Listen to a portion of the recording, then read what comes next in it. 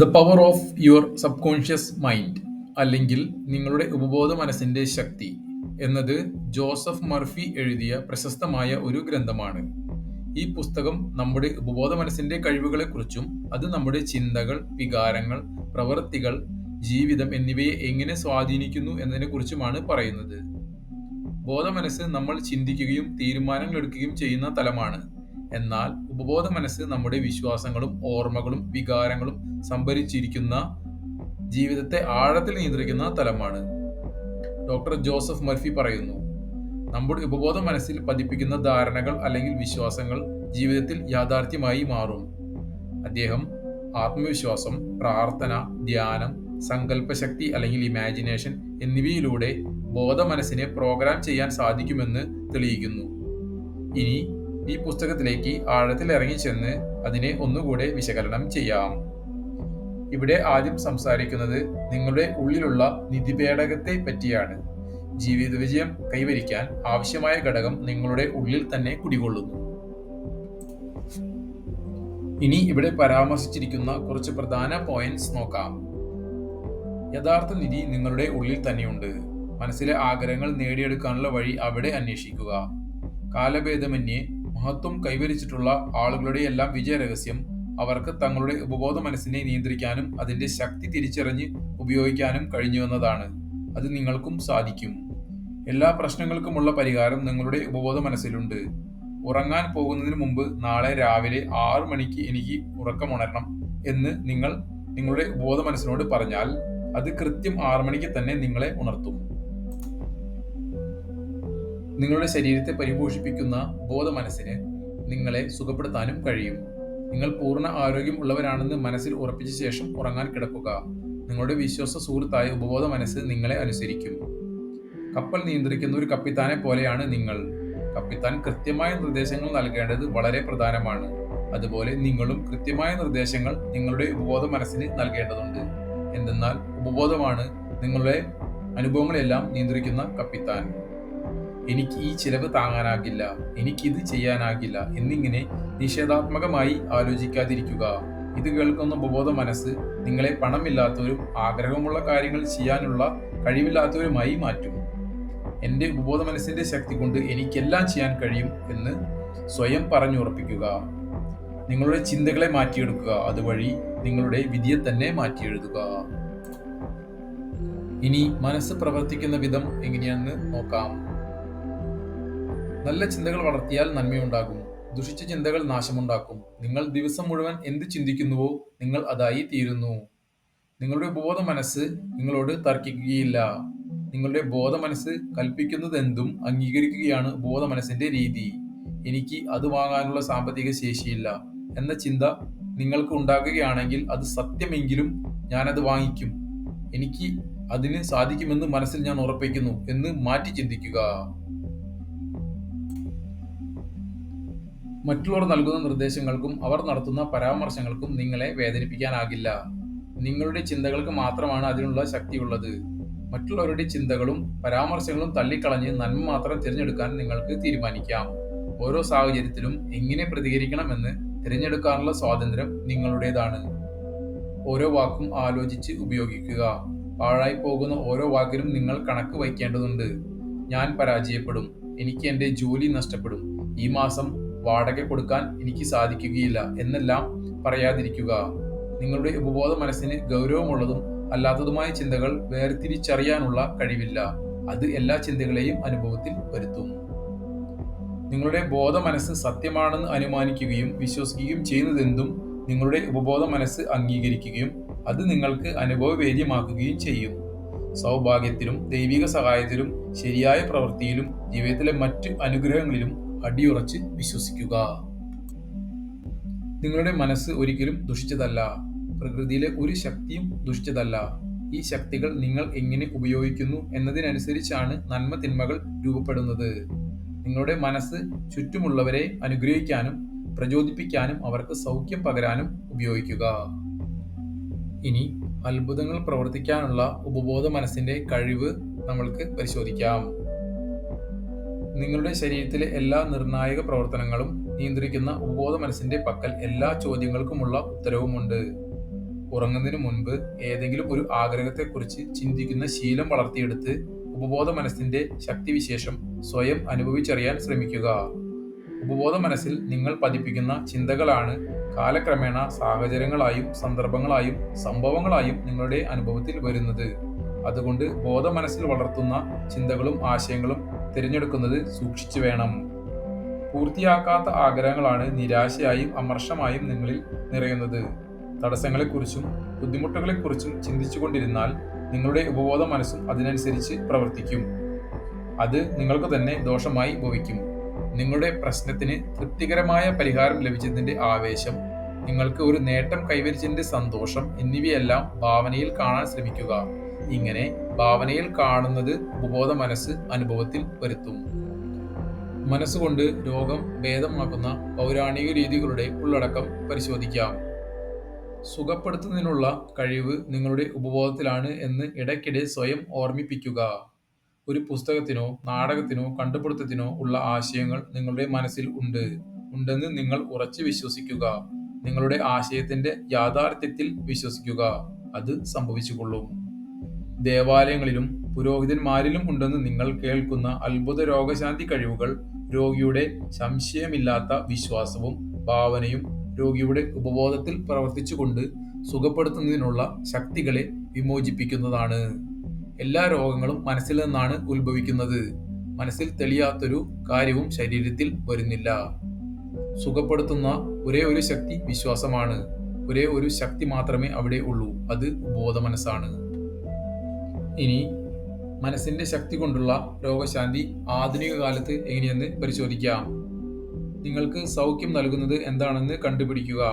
നിങ്ങൾ ഉപബോധ മനസ്സിന് നൽകുന്ന കൃത്യമായ നിർദ്ദേശങ്ങൾ നിങ്ങളുടെ മനസ്സിനെയും ശരീരത്തെയും സൗഖ്യപ്പെടുത്തുമെന്ന് തിരിച്ചറിയുക. രോഗമോ മറ്റെന്തെങ്കിലുമോ നിങ്ങളെ വേദനിപ്പിക്കുകയോ അപായപ്പെടുത്തുകയോ ചെയ്യുന്നുവെന്ന് ചിന്തിക്കുന്നത് വിഡ്ഢിത്തരമാണ്. പൂർണ്ണ ആരോഗ്യത്തിലും സമൃദ്ധിയിലും സമാധാനത്തിലും സമ്പത്തിലും ദൈവിക സഹായത്തിലും വിശ്വസിക്കുക. നിങ്ങൾ സ്ഥിരമായി മനസ്സിൽ പുലർത്തുന്ന മഹത്തായ ചിന്തകൾ ക്രമേണ കുലീനമായ പ്രവൃത്തികളായി മാറും. സൗഖ്യം പകരാനുള്ള ശക്തി അത് വിശ്വാസത്തിലൂടെ മാത്രമേ നേടാനാകൂ. വിശ്വാസം എന്നാൽ ബോധ മനസ്സിന്റെയും ഉപബോധ മനസ്സിന്റെയും പ്രവർത്തനത്തെക്കുറിച്ചുള്ള അറിവാണ്. അറിവിലൂടെയാണ് വിശ്വാസം ഉറപ്പിക്കപ്പെടുന്നത്. മനസ്സിന്റെ ശക്തി കൊണ്ട് രോഗശാന്തി വരുത്തുന്ന പ്രായോഗിക രീതിയെപ്പറ്റി പരിശോധിക്കാം. നിങ്ങളുടെ ആഗ്രഹങ്ങൾ നടക്കാൻ പോകുന്നത് മുൻകൂട്ടി കാണുന്നതിന്റെ സന്തോഷം അനുഭവിച്ചറിയുക. ആഗ്രഹിക്കുന്ന കാര്യങ്ങൾ മനസ്സിനുള്ളിൽ ചിത്രങ്ങളാക്കി സൂക്ഷിക്കുക. നിങ്ങൾ ഇപ്പോൾ കാണുന്നില്ലെങ്കിലും അവ നടക്കുമെന്ന് വിശ്വസിക്കുക. മനസ്സിൽ ഉറപ്പിച്ച ഒരു ചിത്രം 1000 വാക്കുകളേക്കാൾ ശക്തമാണ്. വിശ്വാസത്തോടെ മനസ്സിൽ സങ്കല്പിക്കുന്ന ഏതൊരു ചിത്രത്തെയും യാഥാർത്ഥ്യമാക്കാൻ നിങ്ങളുടെ ഉപബോധം സഹായിക്കും. സന്തോഷത്തിന്റെയും ഐക്യത്തിന്റെയും സമ്പന്നതയുടെയും വൈദ്യുത തരംഗങ്ങൾ ദൈവചിന്തയിലൂടെയും ധ്യാനത്തിലൂടെയും ഉൽപ്പാദിപ്പിക്കുക. ജീവിതാഭിമുഖ്യമാണ് ഉപബോധ മനസ്സിന്റെ ചോദന. നിങ്ങളുടെ ശരീരത്തെ നിർമ്മിച്ച ഉപബോധം ദിവസവും 24 മണിക്കൂറും പ്രവർത്തന നിരതമാണ്. ജീവിതദായകമായ അതിന്റെ ക്രമങ്ങളെ നിങ്ങൾ മോശം ചിന്തകൾ കൊണ്ട് തടയുകയാണ്. നിങ്ങളെ അലട്ടുന്ന ഏതൊരു പ്രശ്നത്തിനും ഉറങ്ങുന്നതിന് മുമ്പ് പരിഹാരം അന്വേഷിക്കുക. ഉപബോധം നിങ്ങൾക്ക് വേണ്ട ഉത്തരം നൽകും. ഉപബോധത്തിന്റെ അടിസ്ഥാന ചോദന ജീവദായകമാണ്. എന്നാൽ നിങ്ങളുടെ പ്രവർത്തനം ബോധ മനസ്സിനെ കേന്ദ്രീകരിച്ചായിരിക്കണം. സത്യമായ ധാരണകളാൽ നിങ്ങളുടെ ബോധ മനസ്സിനെ നിറയ്ക്കുക. അങ്ങനെ ചിന്താരീതികളെയും ഉപബോധത്തെയും സ്വാധീനിക്കാൻ സാധിക്കും. അസൂയ, ആശങ്ക, വിഷമം, ഭയം തുടങ്ങിയ വികാരങ്ങൾ നിങ്ങളുടെ നാഡീഞരമ്പുകളെയും കോശങ്ങളെയും നശിപ്പിക്കുന്നു. അങ്ങനെ നിരവധി രോഗങ്ങൾ നിങ്ങളെ ബാധിക്കുകയും ചെയ്യുന്നു. നിങ്ങൾ സത്യം എന്ന് മനസ്സിൽ വിശ്വസിക്കുന്ന കാര്യങ്ങൾ ശരീരത്തിൽ പ്രതിഫലിക്കും. അതുകൊണ്ട് നന്മകൾ മാത്രം മനസ്സിൽ ഉറപ്പിക്കുക. ജീവിതത്തിൽ സന്തോഷം നിറയ്ക്കുക. ഇനി ഉദ്ദിഷ്ട കാര്യങ്ങൾ നേടിയെടുക്കുന്നത് എങ്ങനെയെന്ന് പരിശോധിക്കാം. മാനസികമായ സമ്മർദ്ദവും അധിക പ്രയത്നവും ഉപബോധത്തിന്റെ ഉത്തരങ്ങളെ തടയുന്നു. സരളമായ മാർഗങ്ങൾ ഉപയോഗിക്കുക. നിങ്ങളുടെ മനസ്സ് സ്വസ്ഥമായിരിക്കുകയും ഒരു ആശയത്തെ നിങ്ങൾ മനസ്സുകൊണ്ട് അംഗീകരിക്കുകയും ചെയ്യുമ്പോൾ നിങ്ങളുടെ ഉപബോധം അത് നടപ്പിലാക്കാനുള്ള പരിശ്രമം ആരംഭിക്കുന്നു. നിങ്ങളുടെ ഹൃദയമിടിപ്പിനെ കുറിച്ച് ആശങ്കപ്പെടാതിരിക്കുക. ശ്വസനത്തെക്കുറിച്ച് വേവലാതിപ്പെടാതിരിക്കുക. അങ്ങനെ ശരീരത്തിന്റെ പ്രവർത്തനങ്ങൾക്ക് അതിനെ വിട്ടുകൊടുക്കുക. നിങ്ങളുടെ ബോധാവസ്ഥയും ഉപബോധവും തമ്മിലുള്ള സംഘർഷം ഒഴിവാക്കാൻ ഉറങ്ങുന്നതിന് മുമ്പുള്ള മയക്കത്തിലേക്ക് പോകുക. ഉറങ്ങുന്നതിന് മുൻപായി നിങ്ങളുടെ ആഗ്രഹങ്ങൾ പൂർത്തീകരിക്കപ്പെടുന്നതായി ആവർത്തിച്ച് ഭാവന ചെയ്യുക. സമാധാനത്തിൽ ഉറങ്ങി സന്തോഷത്തിൽ ഉണർന്നെഴുന്നേൽക്കുക. ഉപബോധ മനസ്സിന്റെ ശക്തി ഉപയോഗിച്ച് എങ്ങനെ സമ്പന്നരാകാം എന്ന് പരിശോധിക്കാം. ഉപബോധ മനസ്സിലെ അജേയ ശക്തിയുടെ സഹായത്താൽ ആയാസരഹിതമായി നിങ്ങൾക്ക് സമ്പന്നരാകാൻ കഴിയുമെന്ന് തീരുമാനിക്കുക. നിങ്ങളുടെ ഉപബോധ മനസ്സിലുണ്ടാകുന്ന ശക്തമായ ഒരു വിശ്വാസമാണ് സമ്പത്ത്. അതുകൊണ്ട് സമ്പത്ത് എന്ന ആശയം നിങ്ങളുടെ മനോഭാവത്തിന്റെ ഭാഗമാക്കുക.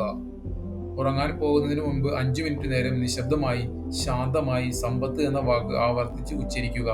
നിങ്ങളുടെ ഉപബോധ മനസ്സ് നിങ്ങൾക്ക് സമ്പത്ത് അനുഭവവേദ്യമാക്കും. സമ്പത്ത് ഉണ്ടെന്നുള്ള തോന്നൽ സമ്പത്ത് നേടാൻ സഹായിക്കും. ഈ സത്യം എപ്പോഴും ഓർത്തു വയ്ക്കുക. നിങ്ങളുടെ ബോധ മനസ്സും ഉപബോധ മനസ്സും യോജിപ്പിലായിരിക്കണം. നിങ്ങൾ സത്യമെന്ന് കരുതുന്ന കാര്യങ്ങൾ മാത്രമേ നിങ്ങളുടെ ഉപബോധ മനസ്സ് വിശ്വസിക്കുകയുള്ളൂ. പ്രബലമായി നിൽക്കുന്ന ആശയമാണ് ഉപബോധ മനസ്സ് സ്വീകരിക്കുക. അതിനാൽ ദാരിദ്ര്യം എന്നതിന് പകരം സമ്പത്ത് എന്ന ആശയമായിരിക്കണം നിങ്ങളുടെ മനസ്സിൽ പ്രബലമായി നിൽക്കേണ്ടത്. എന്റെ കച്ചവടം ഓരോ ദിവസവും മെച്ചപ്പെടുകയാണ്. ദിവസം ചെല്ലുന്തോറും ഞാൻ കൂടുതൽ സമ്പത്ത് നേടിക്കൊണ്ട് മുന്നേറുകയാണ് എന്ന പ്രസ്താവന ആവർത്തിച്ച് ഉച്ചരിച്ചാൽ കച്ചവടത്തിൽ ലാഭമുണ്ടാക്കാനാകും. സമ്പത്തിനെയും സമൃദ്ധിയെയും വിജയത്തെയും പറ്റിയുള്ള ചിന്തകൾ നിങ്ങളുടെ ഉപബോധത്തിൽ നിക്ഷേപിക്കുക. അവയുടെ കൂട്ടുപലിശ നിങ്ങൾക്ക് ലഭിക്കുക തന്നെ ചെയ്യും. സമ്പന്നരാവുക എന്നത് നിങ്ങളുടെ അവകാശമാണ്. കഷ്ടിച്ച് ജീവിക്കാനുള്ള പണം മാത്രമല്ല, നിങ്ങൾക്ക് വേണ്ട കാര്യങ്ങൾ വേണ്ട സമയത്ത് ചെയ്യാനുള്ള പണം കൂടി വേണം. അതിനുവേണ്ടി ഉപബോധത്തിന്റെ ഊർജ്ജത്തെ ഉപയോഗിക്കുക. ഉപബോധത്തിന്റെ ശക്തികളിൽ വിശ്വസിച്ചു കഴിഞ്ഞാൽ പണം ഏതു രൂപത്തിലായാലും നിങ്ങളിലേക്ക് ഒഴുകി വന്നുകൊണ്ടേയിരിക്കും. ആളുകൾ ജീവിക്കാൻ മാത്രമുള്ള പണം ഉണ്ടാക്കുന്നതിന്റെ ഒരു പ്രധാന കാരണം അവർ പണത്തെ തള്ളിപ്പറയുന്നു എന്നതാണ്. നിങ്ങൾ തള്ളിപ്പറയുന്ന ഒരു വസ്തുവും നിങ്ങൾക്ക് ലഭിക്കുകയില്ല. എന്നാൽ പണം നിങ്ങളുടെ അടിസ്ഥാന ലക്ഷ്യമാക്കാതിരിക്കുക. പണത്തോടൊപ്പം സ്നേഹവും സന്തോഷവും സമാധാനവും ആവിഷ്കരണവും അങ്ങനെ എല്ലാം ആഗ്രഹിക്കുക. അതോടൊപ്പം മറ്റുള്ളവരിലേക്ക് സ്നേഹവും നന്മയും പ്രസരിപ്പിക്കുക. അങ്ങനെ ചെയ്തു വന്നാൽ അതിൻ്റെ കൂട്ടുപലിശയോടെ നിങ്ങൾക്ക് ലഭിക്കുന്നതായിരിക്കും. പണം തിന്മയാണെന്നോ പണത്തെ വെറുക്കുന്നുവെന്നോ ഒരിക്കലും പറയാതിരിക്കുക. നിങ്ങൾ വെറുക്കുന്ന ഒരു സാധനവും നിങ്ങൾക്ക് ലഭിക്കുന്നതല്ല. ചീത്തയും നല്ലതുമായ ഒന്നുമില്ല. നമ്മുടെ ചിന്തകളാണ് എല്ലാത്തിൻ്റെയും അടിസ്ഥാനം. എനിക്ക് പണം ഇഷ്ടമാണ്, അത് ഞാൻ ക്രിയാത്മകമായി സമർത്ഥമായി നന്മയ്ക്ക് വേണ്ടി ഉപയോഗിക്കും എന്ന് തുടർച്ചയായി പറഞ്ഞുകൊണ്ടിരിക്കുക. ഉപബോധത്തിന്റെ നിയമങ്ങൾ പ്രാവർത്തികമാക്കുക എന്നതാണ് അടിസ്ഥാന തത്വം. സമ്പന്നത എന്ന ആശയം ഉപബോധത്തിലേക്ക് സന്നിവേശിപ്പിക്കുക. അത് നിങ്ങളെ സമ്പന്നരാക്കുക തന്നെ ചെയ്യും. ജീവിത വിജയത്തിന്റെ പാതയിൽ ഉപബോധ മനസ്സ് പങ്കാളിയാകുന്നു. വിജയം എന്നാൽ സുഖകരമായ ജീവിതമാണ്. നിങ്ങൾക്ക് ജീവിതത്തിൽ സന്തോഷവും സമാധാനവും ഉണ്ടാകുക, അതായത് നിങ്ങൾ ചെയ്യാൻ ആഗ്രഹിക്കുന്ന കാര്യങ്ങൾ ചെയ്യാൻ സാധിക്കുക. അങ്ങനെയാണ് ജീവിത വിജയം നേടുന്നത്. നിങ്ങൾ ചെയ്യാൻ ഇഷ്ടപ്പെടുന്ന കാര്യങ്ങൾ ചെയ്യുക. നിങ്ങളുടെ യഥാർത്ഥ ആവിഷ്കാരം എന്താണ് എന്നറിയില്ലെങ്കിൽ വേണ്ട മാർഗനിർദ്ദേശങ്ങൾ സ്വീകരിക്കുക. അങ്ങനെയാകുമ്പോൾ നിങ്ങൾക്ക് മുന്നിൽ വഴി തെളിഞ്ഞു വരും. നിങ്ങൾ തിരഞ്ഞെടുത്ത മേഖലയിൽ നന്നായി ശ്രദ്ധ കേന്ദ്രീകരിക്കുക എന്ന് മാത്രമല്ല, ആ മേഖലയെ സംബന്ധിച്ച് കൂടുതൽ വിവരങ്ങൾ ശേഖരിക്കുക. വിജയിക്കുവാനായി മനസ്സിന്റെ പ്രവർത്തനങ്ങളെ സംബന്ധിച്ചും ആത്മീയമായ കാര്യങ്ങളെക്കുറിച്ചും കൃത്യമായ ബോധ്യങ്ങൾ ഉണ്ടായിരിക്കണം. വിജയം എന്ന ആശയത്തിൽ തന്നെ ജീവിത വിജയത്തിന് വേണ്ട കാര്യങ്ങൾ എല്ലാം അടങ്ങിയിട്ടുണ്ട്. വിജയം എന്ന വാക്ക് വിശ്വാസത്തോടെയും ബോധ്യത്തോടെയും തുടർച്ചയായി പറയുക. അങ്ങനെ ചെയ്യുകയാണെങ്കിൽ നിങ്ങളുടെ ഉപബോധം നിങ്ങളെ വിജയത്തിലെത്തിക്കാൻ നിർബന്ധിതമാക്കും. ശാസ്ത്രജ്ഞർ ഉപബോധ മനസ്സിനെ എങ്ങനെ പ്രയോജനപ്പെടുത്തിയിരുന്നുവെന്ന് നോക്കാം. മഹാരഥന്മാരായ ശാസ്ത്രജ്ഞരുടെ എല്ലാം വിജയവും നേട്ടങ്ങളും അവരുടെ ഉപബോധ മനസ്സിന്റെ തീരുമാനപ്രകാരമായിരുന്നുവെന്ന് ഓർമ്മിക്കുക. ഒരു പ്രശ്നം പരിഹരിക്കാനുള്ള മാർഗത്തെപ്പറ്റി ചിന്തിക്കുമ്പോൾ അതിനെക്കുറിച്ച് വസ്തുനിഷ്ഠമായി ചിന്തിക്കാൻ ശ്രമിക്കുക. ഗവേഷണത്തിലൂടെയും മറ്റു മാർഗങ്ങളിലൂടെയും ആവശ്യമുള്ള വിവരങ്ങൾ എല്ലാം ശേഖരിക്കുക. ഇങ്ങനെ ചെയ്തിട്ടും ഉത്തരമൊന്നും ലഭിച്ചില്ലെങ്കിൽ ഉറങ്ങാൻ പോകുന്നതിന് മുൻപ് ആ പ്രശ്നം ഉപബോധ മനസ്സിനെ കൈമാറുക. അവിടെ നിന്ന് ഉറപ്പായും പരിഹാരം ലഭിക്കും. ഉപബോധ മനസ്സ് ഒരിക്കലും നിങ്ങളെ നിരാശപ്പെടുത്തില്ല. നിങ്ങൾ തേടുന്ന പ്രശ്ന പരിഹാരം ഒരു രാത്രി കൊണ്ട് ഉരുത്തിരിയണമെന്നില്ല. വ്യക്തമായ ഉത്തരം ലഭിക്കുന്നതുവരെ നിങ്ങളുടെ സമസ്യ ഉപബോധ മനസ്സിന് മുന്നിൽ സമർപ്പിച്ചുകൊണ്ടിരിക്കുക. ഒടുവിൽ ഒരു ദിവസം വെളിച്ചം പരക്കുകയും നിഴലുകൾ അപ്രത്യക്ഷമാവുകയും ചെയ്യും. പുരാതനമായ രേഖകൾ, ക്ഷേത്രങ്ങൾ, ഫോസിലുകൾ എന്നിവ പഠിക്കുന്ന ശാസ്ത്രജ്ഞർ ഭൂതകാലത്തിലെ സംഭവങ്ങളെ വർത്തമാനകാലത്തിൽ പുനഃസൃഷ്ടിക്കുന്നു. ഇത് ചെയ്യാൻ അവരെ സഹായിക്കുന്നത് ഉപബോധ മനസ്സാണ്. ഉറങ്ങാൻ പോകുന്നതിന് മുമ്പ് നിങ്ങൾ തേടുന്ന പ്രശ്നപരിഹാരം അപേക്ഷയായി ഉപബോധ മനസ്സിന് കൈമാറുക. ഉപബോധ മനസ്സിൽ വിശ്വാസം അർപ്പിച്ചാൽ നിങ്ങൾ അന്വേഷിക്കുന്ന ഉത്തരം കിട്ടുക തന്നെ ചെയ്യും. എല്ലാം കാണുന്ന, എല്ലാം അറിയുന്ന ഉപബോധ മനസ്സിന്റെ ശക്തിയിൽ സംശയിക്കുകയോ അതിനെ ചോദ്യം ചെയ്യുകയോ അരുത്. ഉപബോധ മനസ്സിൽ നിന്നുള്ള മാർഗനിർദ്ദേശം ഒരു തോന്നലായോ ഉള്ളിലുള്ള അറിവായോ ആ അറിവിൽ നിന്ന് രൂപപ്പെടുന്ന ഊഹങ്ങളായോ അനുഭവപ്പെടുന്നു. ആന്തരികമായ ഒരു സ്പർശനമാണിത്. അത്തരം പ്രേരണകളെ പിന്തുടരുക. ഉപബോധവും നിദ്രയുടെ അത്ഭുത ഫലങ്ങളും. നിങ്ങൾക്ക് ആവശ്യമുള്ള സമയത്ത് ഉറക്കമെഴുന്നേൽക്കില്ല എന്ന് തോന്നുന്നുണ്ടെങ്കിൽ ഉപബോധത്തിന് ആവശ്യമുള്ള നിർദ്ദേശങ്ങൾ നൽകുക. സ്വന്തമായി ക്ലോക്ക് ഇല്ലെങ്കിലും അത് നിങ്ങളെ ഉണർത്തിക്കൊള്ളും. എല്ലാ പ്രശ്നങ്ങൾക്കും ഇതേ പരിഹാര രീതി തന്നെ ഉപയോഗിക്കുക. നിങ്ങളുടെ ഉപബോധത്തിന് സാധിക്കാത്തതായി ഒന്നുമില്ല. നിങ്ങളുടെ ഉപബോധം ഒരിക്കലും ഉറങ്ങുന്നില്ല. അത് ഇപ്പോഴും പ്രവർത്തനനിരതമാണ്. നമ്മുടെ ശരീരത്തിന്റെ പ്രധാന പ്രവർത്തനങ്ങൾ നിയന്ത്രിക്കുന്നത് ഉപബോധമാണ്. നിങ്ങൾ ഉറങ്ങാൻ പോകുന്നതിന് മുൻപ് എല്ലാവരോടും ക്ഷമിക്കുക. അതോടെ സൗഖ്യപ്പെടുത്തുന്ന പ്രക്രിയ കൂടുതൽ വേഗതയിലാകും. നിങ്ങൾ ഉറങ്ങുമ്പോഴാണ് ഉപബോധം നിങ്ങൾക്ക് മാർഗനിർദ്ദേശം നൽകുന്നത്. അതോടെ സൗഖ്യത്തിൻ്റെതായ തരംഗങ്ങൾ പുറപ്പെടുന്നു. അതോടൊത്ത് നിങ്ങൾ പുനരുജ്ജീവിപ്പിക്കപ്പെടുന്നു. മനസമാധാനത്തിനും ആരോഗ്യത്തിനും ഉറക്കം അത്യാവശ്യമാണ്. ഉറക്കമില്ലായ്മ വിഷാദവും മാനസിക അസ്വസ്ഥതയും ഉണ്ടാക്കുന്നു. നിങ്ങൾക്ക് ചുരുങ്ങിയത് 8 മണിക്കൂർ ഉറക്കം വേണം. നിങ്ങളുടെ ഭാവി ഉപബോധത്തിൽ ഇപ്പോൾ തന്നെ ഉണ്ട്. അതാകട്ടെ നിങ്ങളുടെ ചിന്താരീതിയിലും വിശ്വാസത്തിലുമാണ് കുടികൊള്ളുന്നത്. ഉപബോധത്തിന്റെ അനന്തമായ ജ്ഞാനം കൊണ്ട് പോകുന്ന വഴിയിലൂടെ മുന്നോട്ട് പോയാൽ നിങ്ങളുടെ ഭാവി മനോഹരമായി തീരും. നല്ലത് മാത്രം പ്രതീക്ഷിക്കുക, എങ്കിൽ നിങ്ങൾക്ക് നല്ലത് തന്നെ വന്നുചേരും. ഉപബോധ മനസ്സും വൈവാഹിക പ്രശ്നങ്ങളും. മനസ്സിന്റെ പ്രവർത്തനങ്ങളെ സംബന്ധിച്ചുള്ള അറിവില്ലായ്മയാണ് എല്ലാ വൈവാഹിക പ്രശ്നങ്ങളുടെയും കാരണം. ശാസ്ത്രീയമായ പ്രാർത്ഥനകൾ നിങ്ങളെ ചേർത്ത് നിർത്തുന്നു. സ്നേഹത്താൽ ബന്ധിതമായ സ്ത്രീ പുരുഷന്മാരുടെ ഐക്യമാണ് വിവാഹം. അവരുടെ ഹൃദയം ഒരുമിച്ച് മിടിക്കുന്നു, ഒരുമിച്ച് മുന്നോട്ട് പോകുന്നു, നന്മയിലേക്കും ഉന്നതിയിലേക്കും യാത്ര ചെയ്യുന്നു. നിങ്ങൾ പങ്കാളിയിൽ കാണാൻ ആഗ്രഹിക്കുന്ന ഗുണങ്ങൾ സ്വയം നിർമ്മിച്ചെടുക്കുക. നിങ്ങൾക്ക് സത്യസന്ധനും സന്മാർഗിയും ആത്മാർത്ഥതയും ഉള്ള ഒരു പങ്കാളിയെ വേണമെങ്കിൽ ഈ ഗുണങ്ങൾ സ്വന്തം ജീവിതത്തിൽ പകർത്തുക. നിങ്ങൾ ആഗ്രഹിക്കുന്ന പങ്കാളിയെ എപ്പോൾ എവിടെ വെച്ച് കണ്ടുമുട്ടും എന്ന് അത്ഭുതപ്പെടാതിരിക്കുക. ഉപബോധത്തിന്റെ ജ്ഞാനത്തിൽ സംശയങ്ങളില്ലാതെ വിശ്വസിക്കുക. കാര്യങ്ങൾ എങ്ങനെ ചെയ്യണമെന്ന് ഉപബോധത്തിനറിയാം. നിങ്ങൾ അതിനെ സഹായിക്കേണ്ടതില്ല. പങ്കാളിയുടെ നേർക്ക് വെറുപ്പും ദേഷ്യവും ഉള്ളിൽ നിറയുമ്പോൾ നിങ്ങൾ വിവാഹമോചനത്തിന്റെ പാതയിലേക്ക് കടക്കുന്നു. മനസ്സിൽ നിങ്ങൾ തെറ്റുകൾക്ക് വളമിടുന്നു. ജീവിതകാലം മുഴുവൻ പങ്കാളിയിൽ സ്നേഹവും ബഹുമാനവും വളർത്തുമെന്നുള്ള വിവാഹ പ്രതിജ്ഞ പാലിക്കുവാൻ ശ്രമിക്കുക. നിങ്ങളുടെ ആന്തരിക ഭയങ്ങൾ പങ്കാളിയിലേക്ക് പ്രതിഫലിപ്പിക്കാതിരിക്കുക. സ്നേഹവും സമാധാനവും ഐക്യവും നന്മയും പ്രസരിപ്പിക്കുക. അങ്ങനെ ചെയ്തുവെന്നാൽ നിങ്ങളുടെ വൈവാഹിക ജീവിതം വർഷങ്ങൾ ചെല്ലുന്തോറും മനോഹരമായി തീരും. സ്നേഹവും സന്തോഷവും സമാധാനവും പ്രസരിപ്പിക്കുക. ഈ ഗുണങ്ങൾ ഉപബോധ മനസ്സ് ഏറ്റെടുത്ത് നിങ്ങളുടെ ജീവിതത്തിൽ പ്രാവർത്തികമാക്കും. പരാതി പറയുന്ന ഭാര്യ പൊതുവെ ശ്രദ്ധ ആവശ്യപ്പെടുകയാണ്. സ്നേഹവും കരുതലും ആവശ്യപ്പെടുകയാണ്. അവളുടെ നല്ല ഗുണഗണങ്ങളെ പ്രകീർത്തിക്കുക. നിങ്ങളുടെ സ്നേഹം പ്രകടിപ്പിക്കുക. ഭാര്യയെ സ്നേഹിക്കുന്ന ഭർത്താവ് ഒരിക്കലും മുഷിച്ചിലുണ്ടാക്കുന്ന വെറുപ്പുളവാക്കുന്ന വാക്കുകൾ ഒന്നും തന്നെ പറയുകയില്ല. സ്നേഹം എന്നാൽ ദൈനംദിന ജീവിതത്തിൽ എങ്ങനെ സ്നേഹിക്കുന്നു എന്നതാണ്. വൈവാഹിക പ്രശ്നങ്ങൾക്ക് പരിശീലനം സിദ്ധിച്ച വിദഗ്ധരിൽ നിന്നു മാത്രം ഉപദേശം സ്വീകരിക്കുക. പല്ലു പറിക്കാൻ നിങ്ങൾ മരപ്പണിക്കാരന്റെ അടുത്തേക്ക് പോവുകയില്ലല്ലോ. അതുപോലെ അയൽക്കാരോടും സുഹൃത്തുക്കളോടും വൈവാഹിക പ്രശ്നങ്ങൾ ചർച്ച ചെയ്യാതിരിക്കുക.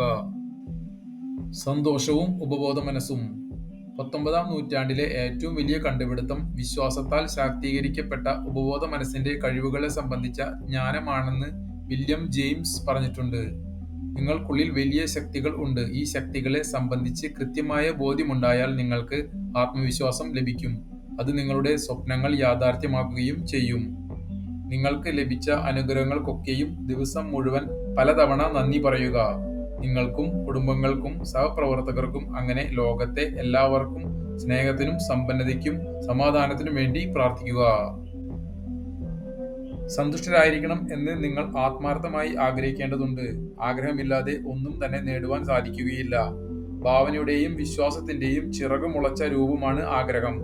നിങ്ങളുടെ ആഗ്രഹങ്ങൾ നടന്നതായി ഭാവന ചെയ്യുക. അതിലൂടെ അത് സഫലമാകും.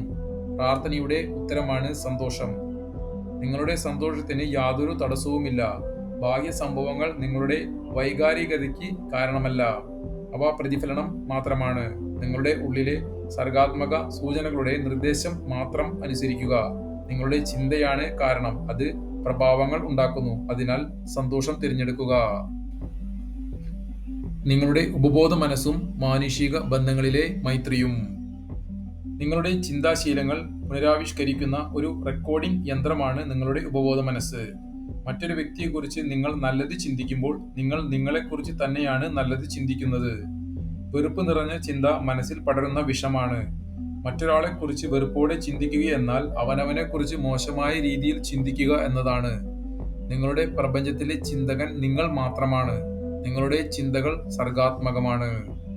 നിങ്ങൾ പകരുന്ന സ്നേഹം, അന്യനോട് കാണിക്കുന്ന കാരുണ്യം, ചുറ്റുള്ളവരോട് പ്രദർശിപ്പിക്കുന്ന സൗമനസ്യം എന്നിവയെല്ലാം പല മടങ്ങായി നിങ്ങളിലേക്ക് തിരികെയെത്തും. വൈകാരികമായ പക്വത കൈവരിക്കുക. മറ്റുള്ളവർ നിങ്ങളിൽ നിന്ന് വ്യത്യസ്തരാകാമെന്ന് അംഗീകരിക്കുക. നിങ്ങളോട് വിയോജിക്കാൻ അവർക്കും അവരോട് വിയോജിക്കാൻ നിങ്ങൾക്കും അവകാശമുണ്ട്. വെറുപ്പുളവാക്കാതെ തന്നെ വിയോജിക്കാനാകുമെന്ന് തിരിച്ചറിയുക. മറ്റൊരാളുടെ വിജയത്തിലും ഉദ്യോഗ കയറ്റത്തിലും സൗഭാഗ്യത്തിലും ആഹ്ലാദിക്കുക. അങ്ങനെ ചെയ്യുന്നത് നിങ്ങൾക്ക് നല്ലത് വരുത്തും. മറ്റുള്ളവരുടെ വികാര പ്രകടനങ്ങൾക്കും ദുശ്ശാഠ്യത്തിനും വഴങ്ങിക്കൊടുക്കരുത്. നിങ്ങളെ ചൂഷണം ചെയ്യാൻ മറ്റുള്ളവരെ അനുവദിക്കരുത്. നിങ്ങളുടെ ശരികളിൽ ഉറച്ചു നിൽക്കുക. നിങ്ങൾക്ക് ശാന്തിയും സമാധാനവും നൽകുന്ന മാനസിക നിലയാണ് ശരി എന്ന ബോധ്യത്തിൽ നിങ്ങളുടെ ആശയങ്ങൾ ഉയർത്തിപ്പിടിക്കുക. നിങ്ങൾക്ക് അനുഗ്രഹമായി ഭവിക്കുന്നത് എല്ലാവർക്കും അനുഗ്രഹമായി തീരും. മറ്റൊരു വ്യക്തിക്ക് നൽകാൻ നിങ്ങൾ ബാധ്യസ്ഥരായിട്ടുള്ളത് സ്നേഹം മാത്രമാണ്. അവനവന് വേണ്ടി നിങ്ങൾ ആഗ്രഹിക്കുന്ന കാര്യങ്ങൾ, സന്തോഷം, സമാധാനം, ആരോഗ്യം, ദൈവിക അനുഗ്രഹം അന്യനു വേണ്ടിയും ആഗ്രഹിക്കുക എന്നതാണ് സ്നേഹത്തിന്റെ നിർവചനം. ക്ഷമിക്കാനായി നിങ്ങളുടെ ഉപബോധ മനസ്സിനെ എങ്ങനെ ഉപയോഗിക്കാം? ദൈവവും ജീവിതവും നിങ്ങൾക്ക് ദുഃഖമോ രോഗമോ അപകടമോ ദുരന്തമോ നൽകുന്നില്ല. നമ്മുടെ തന്നെ നശീകരണാത്മകമായ ചിന്തകളിലൂടെ ഇത്തരം ദുരന്തങ്ങളെല്ലാം നാം ക്ഷണിച്ചു വരുത്തുകയാണ്. വിതയ്ക്കുന്നതാണ് കൊയ്യുക എന്ന നിയമം ഓർക്കുക. കുറ്റബോധം ജീവിതത്തെയും ദൈവത്തെയും സംബന്ധിച്ച തെറ്റായ ബോധ്യങ്ങളിൽ നിന്നാണ് ഉടലെടുക്കുന്നത്. നിങ്ങളെ ആരെങ്കിലും വിമർശിക്കുന്നുവെങ്കിൽ ആ കുറ്റങ്ങൾ നിങ്ങൾക്കുണ്ടെങ്കിൽ സന്തോഷിക്കുകയും വിമർശകരോട് നന്ദി പറയുകയും ചെയ്യുക. നിങ്ങളുടെ തെറ്റുകൾ തിരുത്തുവാനായുള്ള അവസരമായി ഇതിനെ മനസ്സിലാക്കുക. നിങ്ങളുടെ ചിന്തകളുടെയും വികാരങ്ങളുടെയും നിയന്ത്രണം നിങ്ങളിലാണ് എന്ന് മനസ്സിലാക്കി കഴിഞ്ഞാൽ വിമർശനങ്ങൾ നിങ്ങളെ വേദനിപ്പിക്കുകയില്ല. അപരന്റെ നന്മയ്ക്ക് വേണ്ടി പ്രാർത്ഥിക്കുമ്പോൾ നിങ്ങൾക്ക് നന്മ വരുന്നു. മാർഗനിർദ്ദേശനും ശരിയായ പ്രവർത്തനങ്ങൾക്കും വേണ്ടി നിങ്ങൾ ആഗ്രഹിക്കുന്നുവെങ്കിൽ വരുന്നതെല്ലാം സ്വീകരിക്കുക. വരുന്നതെല്ലാം മനോഹരമാണ് എന്ന് തിരിച്ചറിയുക. അങ്ങനെ ചെയ്യുകയാണെങ്കിൽ സ്വയം ശപിക്കുകയും വെറുക്കുകയും ചെയ്യേണ്ട ആവശ്യമില്ല. സഹജമായ നന്മയും തിന്മയും ഇല്ല. ചിന്തകളാണ് ഈ ഗുണങ്ങൾ പ്രദാനം ചെയ്യുന്നത്. ലൈംഗികതയിലോ ഭക്ഷണത്തിനു വേണ്ടിയുള്ള കൊതിയിലോ സമ്പത്തിലോ യഥാർത്ഥമായ ആവിഷ്കരണത്തിലോ ഒന്നും തന്നെ യാതൊരു തിന്മയും ഇല്ല. ഈ ആഗ്രഹങ്ങളും അഭിലാഷങ്ങളും നിങ്ങൾ എങ്ങനെ ഉപയോഗിക്കുന്നു എന്നതിലാണ് കാര്യം. ഭക്ഷണത്തിനോടുള്ള നിങ്ങളുടെ ആഗ്രഹം റൊട്ടിക്ക് വേണ്ടി ഒരാളെ കൊല്ലാതെ തന്നെ നിറവേറ്റാമല്ലോ. വെറുപ്പ്, വിദ്വേഷം, തിന്മ, എതിർപ്പ് എന്നിവയാണ് എല്ലാ പ്രശ്നങ്ങളുടെയും അടിസ്ഥാന കാരണം. അവനവനോട് തന്നെ ക്ഷമിക്കുക. തന്നോട് തെറ്റ് ചെയ്തവരോടും വേദനിപ്പിച്ചവരോടും ക്ഷമിക്കുക. അങ്ങനെ നിങ്ങളെ ബുദ്ധിമുട്ടിച്ചവരെ കണ്ടുമുട്ടിയാലും മനസ്സിൽ സമാധാനം നിറയുന്ന രീതിയിൽ എത്തിപ്പെടുന്നതുവരെ ക്ഷമിക്കുവാൻ ശീലിക്കുക. ക്ഷമിക്കുക എന്നാൽ നൽകുക എന്നാണ് അർത്ഥം.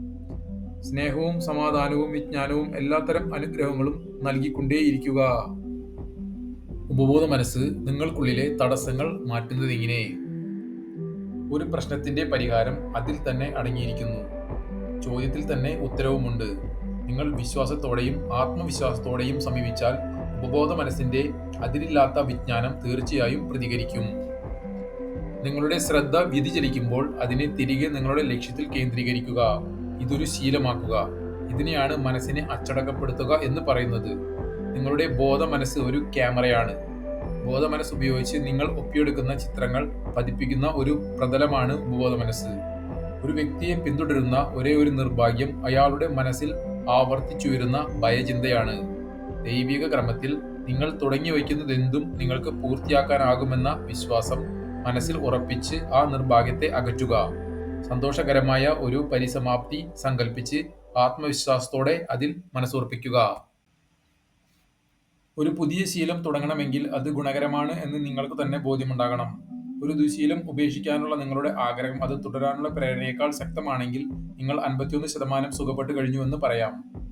അമിതമായ മദ്യപാനം പ്രതിസന്ധികളിൽ നിന്ന് രക്ഷപ്പെടാനുള്ള മനസ്സിന്റെ അബോധമായ ശ്രമമാണ്. വിനാശകരവും പ്രതികൂലവുമായ ചിന്തയാണ് മദ്യപാനാസക്തിയുടെ യഥാർത്ഥ കാരണം.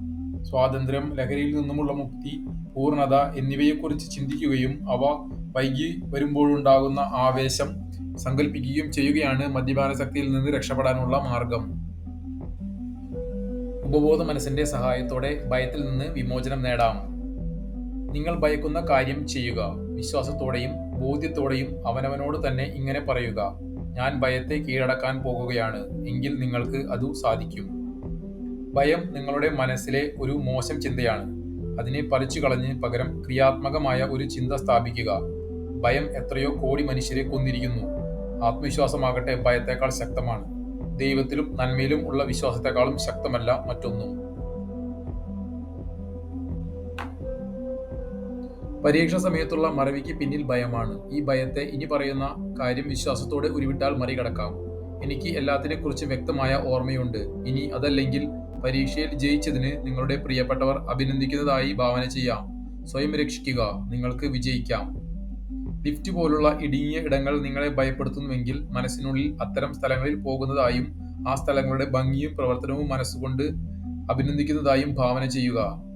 നിങ്ങളുടെ ഭയം എത്ര പെട്ടെന്നാണ് ഒഴിവാകുന്നതെന്ന് കണ്ട് നിങ്ങൾ അത്ഭുതപ്പെടും.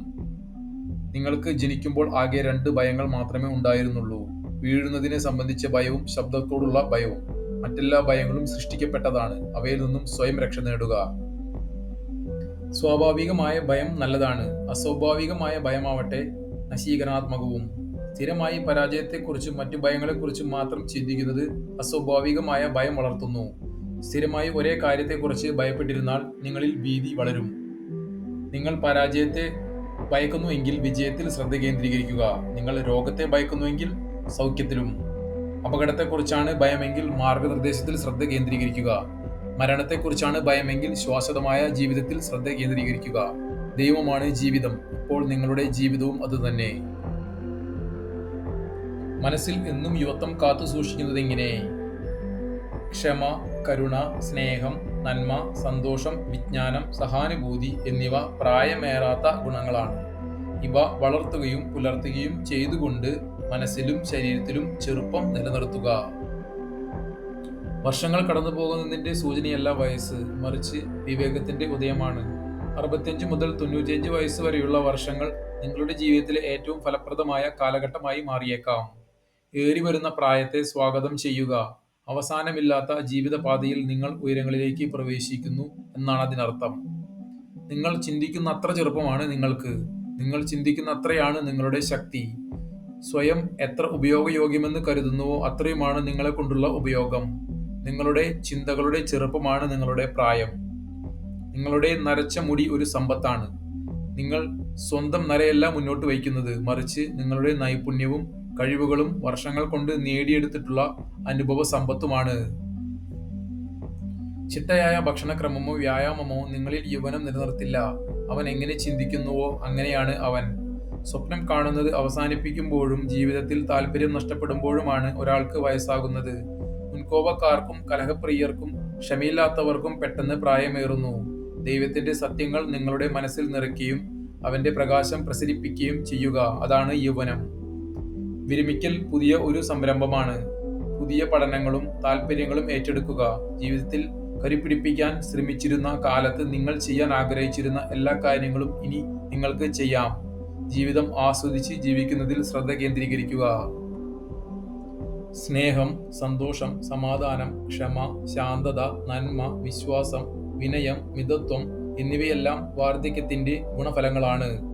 നിങ്ങൾ അവസാനമില്ലാത്ത ശാശ്വതമായ ജീവിതത്തിന്റെ സന്തതിയാണ്. നിങ്ങൾ അനന്തതയുടെ കുഞ്ഞാണ്. നിങ്ങൾ ഉത്കൃഷ്ടരാണ്.